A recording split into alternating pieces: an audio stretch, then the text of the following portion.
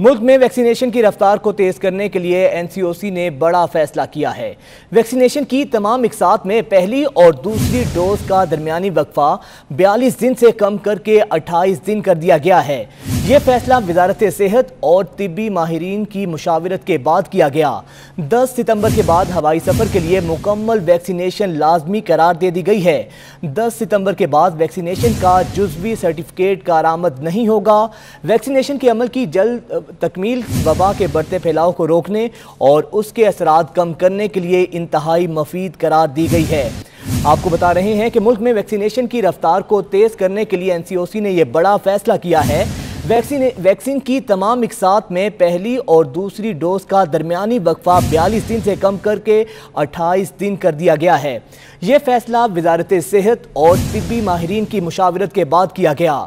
10 सितंबर के बाद हवाई सफ़र के लिए मुकम्मल वैक्सीनेशन लाजमी करार दे दी गई है। 10 सितंबर के बाद वैक्सीनेशन का जुज़वी सर्टिफिकेट कारआमद नहीं होगा। वैक्सीनेशन के अमल की जल्द तकमील वबा के बढ़ते फैलाव को रोकने और उसके असरात कम करने के लिए मुफीद करार दी गई है।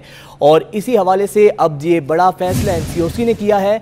वैक्सीन की तमाम इकसात में पहली और दूसरी डोज का दरमियानी वक्फा 42 दिन से कम करके 28 दिन कर दिया गया है। ये फैसला वजारत सेहत और तिब्बी माहिरीन की मुशावरत के बाद किया गया। 10 सितंबर के बाद हवाई सफ़र के लिए मुकम्मल वैक्सीनेशन लाजमी करार दे दी गई है।